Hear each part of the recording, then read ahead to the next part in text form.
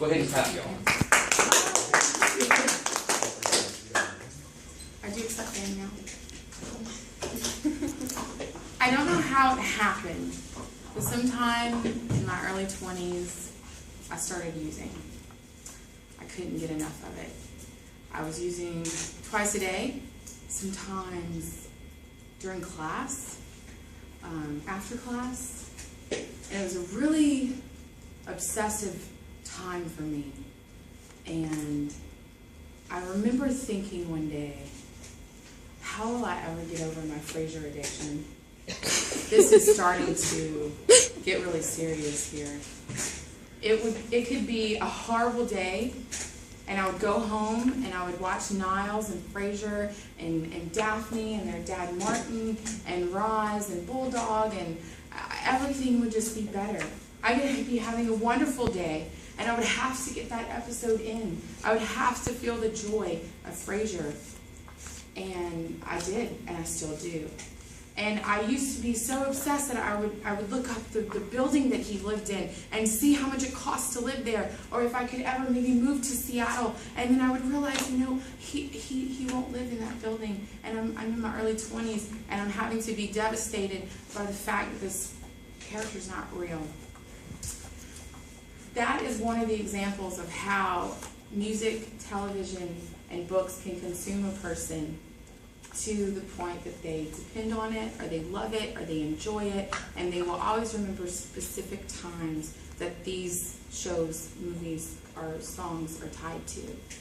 I have 3 other movies, musics, or books that are tied greatly to memories like that. The first that I'll tell you about is going to be Bewitched. When I was a young girl, 4 and 5 years old, I would go and stay with my grandmother in Virginia all by myself. I came from a family of 5 children, and in her house, I had my very own room with my very own TV, and it was just me, her, and my grandfather. And at night, without any resistance from me, she would send me to bed a little early so that they could wind down and watch shows or news that they didn't want me to see, and I would go watch Nick at Night. And other shows like Dick Van Dyke or I Dream of Jeannie or Rhoda, and she would always come in there, and I would hear her on the phone with my mom and dad when they called to check up on me. This is not your average child. She loves black and white TV, and she laughs at the jokes that are funny, and I have no idea how she gets it. But Bewitched, of all of those Nick at Night programs, was my absolute favorite. And I would marvel in the relationship between Samantha and Darren and how sweet they were. And the stepmother, how she really did mean harm all the time. And when we would go to places in the daytime, like the stores or the pool that was for her condos, I would look at these beautiful ladies with long blonde hair and soft, mousy faces and think, you're a witch, aren't you? And I never thought that this wasn't real. And then as I grew older, of course, I came to realize that Bewitched and witchcraft was probably not going to be real. Another grandmother from my mother's side, she would play Swamp Pop in the living room. And she would be cooking and watching Young and the Restless. And I remember this time, every time, all the time, she would have a Misty Light 100 hanging out of her mouth, standing over an aluminum pot cooking onions and butter. And her washing machine was in her kitchen. And the smell of really cheap laundry detergent, I think it's called Sun, would be in the air with the onions and cooking in the butter and the smoke. And then you would have, once her program went off, she would play Swamp Pop and Take My Hand by Wayne Tubes would just make her face light up. And she would take my hand and she would dance with me, and she would try her best to put rhythm in my spastic body. And I never took to rhythm, but I always enjoyed dancing with her. She would pick me up and she would kiss my face, and she would give me whatever she was cooking, and that song would just play, and songs of that style would play. And still, all these years later, anytime I hear that, I have to sniff a second time to make sure I'm not smelling those onions and the cigarettes and the laundry detergent. Whenever I first moved to South Dakota, I lived in a barrack dorm situation, and then eventually I was able to move out. I got a 3-bedroom house that was built in the early 1900s, and part of it was in a hill. It was a very spectacular house for very low cost.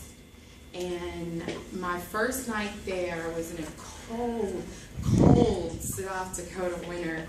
And I stayed, there was an old floor heater with the grates on it, and I laid next to it. I had no furniture at the time, but I was so proud to be in my own space. And I plugged in my 19-inch TV that I had, and I caught 3 channels. 3! I was so excited. Cable depravity had made me think that PBS was the coolest thing in the world. And Nova blew my mind, and I found this love for Nova. But this one movie in particular, called Modern Girls, is a very cheesy, almost plotless movie. But I sat there and I ate my little microwave faux noodles, and I couldn't microwave them. I had to sit them in just as hot as the tap water would get and let them sit and soak and cook. And I ate that, and I watched this movie. Modern Girls is about a group of friends that go out to the club, and they find this singer, this artist that everyone loves. And he actually is interested in one of the girls, and then he leaves, and they track him down for the rest of the night. And it ends with her getting an offer to go with him and be his girlfriend. And she says, "No, I can't leave my friends." And looking back on it, it is so 1980s cheesy, but I will always remember that night and my first place with that movie, the one movie that I could catch on my little 19-inch TV. Also, in the same time frames and even later in life, we would be at my grandmother's house, the first one that I told you about, that lived in Virginia. And her longtime boyfriend, who was practically my grandfather, he always cooked steak, always. And he said that we ate bird food. Rice in the Cajun culture is, a primary source of our carbs here, but there it's bird food. So he would have steaks and potatoes, and we would sit out in the patio, and I was about this tall, and I would creep up, and I'd take a piece of firewood, and I would scoot it as close to the pit as I could get it, and I'd grab the stainless steel handle, and I'd peer over the top to see the steaks cooking, and it was this beautiful sapphire Richmond sky, just something out of a picture that you think would be, fake. And this big whirling smoke would come, and it's this like caveman primal urge to love the smell of like burning fat as it hits the flames, and the fire licks up and cooks the meat. And he would say, "How many times have I told you not to stand so close?" And I would giggle and I'd say, "Which one's mine?" And he would tell me every time, without fail, whichever one you want. And so he'd pick me up, and he had this gray, almost white 5 o'clock shadow. And when he'd kiss my face, I would feel it was like sandpaper. And he smelled like cigar tobacco and clean laundry. And he would say, "Okay, well, which one is that?" And I'd point and I'd say, "That one." And he'd always just act like I was a meat expert, and he would just say, "Oh, well, excellent choice." And my grandmother would come out, and she'd give me a jacket, because Richmond gets cool in the nighttime. There's no humidity making it hot. And we'd sit out there, and she'd squeeze me, and I just felt like nothing and no one could ever make me feel as loved as these people did. And always, never not, the Allman Brothers, their debut album, the Allman Brothers, would always be playing in the background. And for my mom just couldn't. I was 8 years old, loving the Whipping Post by the Allman Brothers. What was I going to become? But even I'm 25, and when I hear that album, I go right back to his smell and his whiskers and my grandmother.